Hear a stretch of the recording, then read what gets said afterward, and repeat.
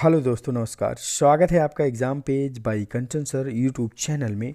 इस वीडियो में हम पर्यावरण अध्ययन के 20 बहुत ही इंपॉर्टेंट क्वेश्चंस को सॉल्व करने वाले हैं। प्रत्येक क्वेश्चंस को ध्यान से पढ़ना है और क्वेश्चंस का आंसर कमेंट बॉक्स में लिखना। वीडियो को लाइक करेंगे, चैनल को सब्सक्राइब करेंगे। आने वाली जितनी भी परीक्षाएँ KBS, TET, सुपर टेट, इन सभी परीक्षाओं के दृष्टिकोण से ये क्वेश्चन बहुत ही इंपॉर्टेंट है। और इसमें कुछ पूछे हुए क्वेश्चंस भी हैं जो आपके प्रीवियस ईयर के पेपर्स में पूछे गए हैं, जिनकी पुनरावृत्ति बार बार होती है। तो वीडियो को ध्यान से देखना है, चैनल को सब्सक्राइब करेंगे, वीडियो को लाइक करेंगे। तो इस तरह से नेक्स्ट में आप शुरू करेंगे क्वेश्चन नंबर 1 से। लोकतांत्रिक संविधान में संप्रभु शब्द का सही अर्थ होगा। ऑप्शन ए, लोगों को परिवार की तरह रहना होगा। फैसले लेने का अधिकार जनता के पास होगा। शासन प्रमुख एक चुना हुआ व्यक्ति होगा। या फिर सरकार धर्म के अनुसार नहीं चलेगी। लोकतांत्रिक संविधान में, चूंकि लोकतांत्रिक संविधान की ये चारों क्वालिटी सही है, लेकिन इसमें पूछा रहा संप्रभु शब्द का सही अर्थ होगा तो शासन प्रमुख एक चुना हुआ व्यक्ति करेगा, यानी शासन के द्वारा एक प्रमुख जो चुना हुआ व्यक्ति करेगा। इस तरह से ऑप्शन नंबर सी सही हो जाएगा। अच्छा, लोकतांत्रिक संविधान में अगर पूछता कि लोकतंत्र का क्या अर्थ है, तो फैसले लेने का अधिकार जनता के पास होगा। फिर अगर पूछता कि विश्व बंधुत्व क्या है, तो लोगों को परिवार की तरह रहना होगा। इसके बाद धर्मनिरपेक्ष क्या है, सरकार धर्म के अनुसार काम नहीं करेगी। क्वेश्चन नंबर 1 ऑप्शन सी एकदम करेक्ट आंसर हो जाएगा। नेक्स्ट क्वेश्चन, गैलीलियो ने किस यंत्र की खोज की? ऑप्शन है टेलीस्कोप, टेलीफोन या फिर टेलीकास्ट। देखिए, गैलीलियो ने टेलीस्कोप की खोज की थी। Question number 2 option A correct answer हो जाएगा। नेक्स्ट क्वेश्चन, चंद्रमा की प्रकृति, उत्पत्ति एवं गति का अध्ययन किया जाता है। सेलेनोलॉजी, यहाँ इसको बना लेंगे सेलेनोलॉजी। तो इस तरह से इसमें पूछ रहा है कि कौन सा, इसमें किसकी गति का अध्ययन किया जाता है? सीस्मोग्राफी, रियोलॉजी, थेराप्यूटिक्स। तो इसका ऑप्शन है सेलेनोलॉजी सही हो जाएगा। इसमें चंद्रमा की प्रकृति, उत्पत्ति एवं गति का अध्ययन किया जाता है। अच्छा, सीस्मोग्राफी आपको पता ही होगा, सीस्मिक ग्राफ, यानी इसमें भूकंप का अध्ययन किया जाता है। रियोलॉजी में आपका नाप तौल यानी मीजरमेंट, जैसे वेट, लीटर, इस टाइप की चीज़ों का अध्ययन किया जाता है। थेराप्यूटिक्स में आपका चिकित्सा विज्ञान का अध्ययन किया जाता है। तो क्वेश्चन नंबर 3 ऑप्शन है करेक्ट आंसर हो जाएगा। नेक्स्ट क्वेश्चन, कॉपरनिकस कहाँ के निवासी थे? ऑप्शन है हॉलैंड, पोलैंड, अमेरिका, इंग्लैंड। देखिए, पोलैंड के निवासी थे कॉपरनिकस। खगोल शास्त्री एवं गणितज्ञ थे। इनके द्वारा ही सर्वप्रथम बताया गया था कि पृथ्वी अंतरिक्ष का केंद्र नहीं है, बल्कि अंतरिक्ष का एक हिस्सा है। कॉपरनिकस कहाँ के निवासी थे? तो हॉलैंड, आपका पोलैंड सही हो जाएगा। पोलैंड ऑप्शन आपका एकदम करेक्ट आंसर हो जाएगा। Next question, question number 5, Maasai कहाँ की जनजाति है? ऑस्ट्रेलिया, एशिया, अफ्रीका या यूरोप। देखिए, मसाई आपकी एक डिजर्ट की जनजाति है जो कि अफ्रीका महाद्वीप में पाई जाती है। तो question number 5 option C correct answer हो जाएगा। नेक्स्ट क्वेश्चन, जैसलमेर के निकट थार रेगिस्तान है। इस इलाके के ऊंट पालकों को कहा जाता है। ऑप्शन है राइका, मारू, ढंडी, ए या बी दोनों। देखिए, जैसलमेर के निकट थार रेगिस्तान, इस इलाके के ऊंट पालकों को राइका और मारू दोनों कहा जाता है, यानी ऑप्शन नंबर डी, ए और बी दोनों सही हो जाएगा। ठीक है, इसमें एक चीज़ और पूछ रहा कि ढंडी क्या है? तो ढंडी इनके सामुदायिक घरों को कहा जाता है। ये ऊंट ट्रेनर के रूप में भी जाने जाने वाली जातियाँ हैं। तो इस तरह से question number 6 option D correct answer हो जाएगा। नेक्स्ट क्वेश्चन, कोशिका का आत्मघाती थैला किसे कहते हैं? Ribosome, lysosome, centrosome, chromosome.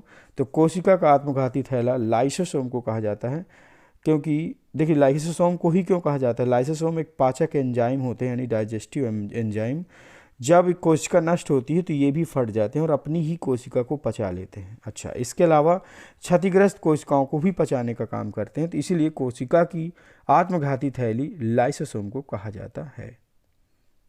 Number next, जो आपका नेक्स्ट क्वेश्चन है उसमें आपसे पूछ रहा है कि भारी जल का रासायनिक सूत्र क्या होता है?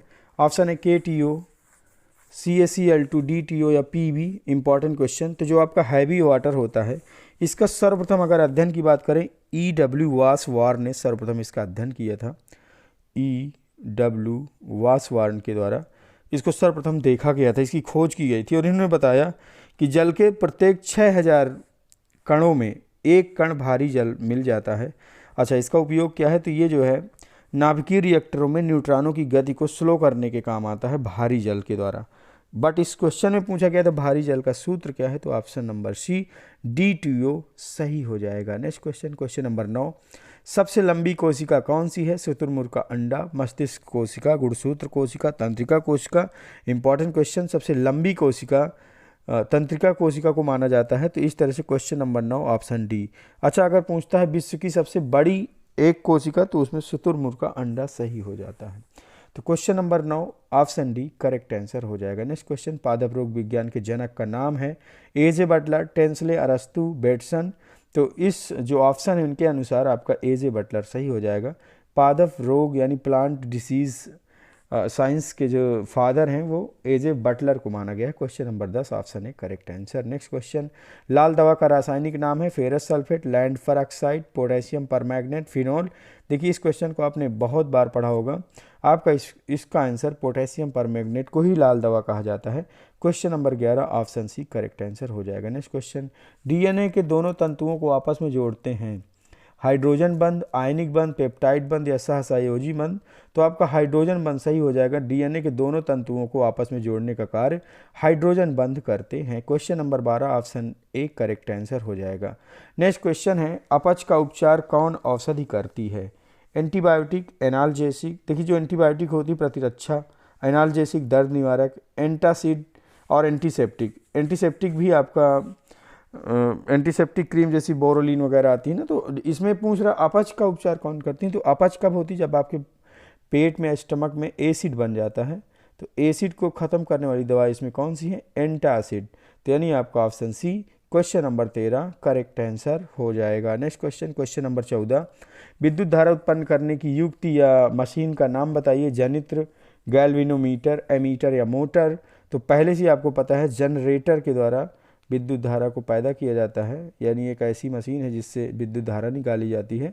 तो जनरेटर ही जनित्र यहाँ पे लिखा है, यानी ये ऑप्शन सही है। विद्युत धारा उत्पन्न करने की युक्ति जनित्र। Question number 14 option A correct answer हो जाएगा। नेक्स्ट क्वेश्चन, विज्ञान की वह शाखा जिसमें जीवाश्मों का अध्ययन किया जाता है? इकोलॉजी, इथोलॉजी, प्लांटियोलॉजी या बायोलॉजी। देखिए जीवाश्म हैं क्या, पहले इसको देख लीजिए। अति प्राचीन जो सजीव थे जमीन के नीचे किसी न किसी कारणवश दफन हो गए, जीवाश्म कहलाते हैं। जीवाश्म से कार्बनिक विकास या एवोल्यूशन का प्रमाण मिलता है। और करें विज्ञान की कौन सी शाखा जिसमें जीवाश्म का अध्ययन किया जाता है? तो palaeontology, option number C question number 15 का एकदम करेक्ट आंसर हो जाएगा। नेक्स्ट क्वेश्चन, क्वेश्चन नंबर 16, जीवन की उत्पत्ति हुई थी धरती में, सागर में, वायुमंडल में, अंतरिक्ष में? इंपॉर्टेंट क्वेश्चन है। जीवन की उत्पत्ति पूछ रहा है। देखिए जीवन की उत्पत्ति पानी से हुई थी। तो question number 16 option B correct answer, नहीं सागर में जीवन की उत्पत्ति सर्वप्रथम हुई थी। नेक्स्ट क्वेश्चन, क्वेश्चन नंबर 17, परिवार नियोजन की स्थायी विधि है? गर्भनिरोधक गोलियां, निरोध का प्रयोग, वैसेक्टॉमी या गर्भ समापन। तो देखिए जो आपका गर्भ समापन है ये गर्भाधान वो है, आपका गर्भपात कराना। वैसेक्टॉमी आपका एक तरह से नसबंदी है। इस तरह का प्रोग्राम भी इंडिया में चलाया जा चुका है जनसंख्या को कंट्रोल करने के लिए। तो नसबंदी ऑप्शन यानी वैसेक्टॉमी इसमें सही हो जाएगा। अच्छा वैसेक्टॉमी है क्या? तो शुक्रवाहक नालिका रोक दी जाती है, ऑपरेट करके इसको रोकते हैं। प्रथम उपयोग सन 1899 में इसको किया गया था। इसमें करते क्या है कि मामूली छेद कर बंध्याकरण कर दिया जाता है और इसमें जो पुरुष होते हैं मेल को वाच डफरन बाहर आ जाता है, इसे क्लिप से बांध दिया जाता है जिससे शुक्राणु मादा तक नहीं पहुंच पाते हैं। तो इस तरह से परिवार नियोजन की जो स्थायी या परमानेंट मेथड है परिवार नियोजन का वो आपका वैसेक्टॉमी सही हो जाएगा। क्वेश्चन नंबर 17 ऑप्शन सी एकदम करेक्ट आंसर हो जाएगा। नेक्स्ट क्वेश्चन, क्वेश्चन नंबर 18, जीवों में विभिन्नताएं उत्पन्न होती हैं? ऑप्शन ए वर्धिकायिक जनन द्वारा, अलैंगिक जनन द्वारा, लैंगिक जनन द्वारा, स्पोर द्वारा। तो आपका लैंगिक जनन के द्वारा ही जीवों में विभिन्नताएं उत्पन्न होती हैं। Question number 18 option C correct answer हो जाएगा। नेक्स्ट क्वेश्चन है, कोशिकीय प्रक्रमों में ऊर्जा मुद्रा है? माइटोकॉन्ड्रिया, एटीपी, ग्लूकोज या पायरुवेट? Important question.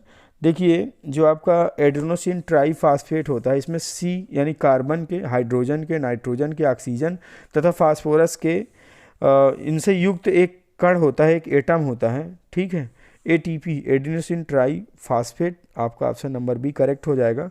माइटोकॉन्ड्रिया भी इसमें दिया गया, तो माइटोकॉन्ड्रिया एक बहुत ही अहम भूमिका निभाता है इन एटीपी कणों को तोड़ने में, ठीक है। सूरज की किरणों के द्वारा जो फोटोसिंथेसिस करती हैं पेड़ पौधे, जब उस ऊर्जा युक्त पौधे को हम खाते हैं तो जो जानवरों की कोशिकाएं हैं उसमें जो है एटीपी मौजूद होता है, एडेनोसिन ट्राइफॉस्फेट के रूप में ऊर्जा का संग्रहण हो जाता है। माइटोकॉन्ड्रिया इसको तोड़ता है, इसलिए माइटोकॉन्ड्रिया का पावर हाउस ऑफ सेल भी कहा जाता है।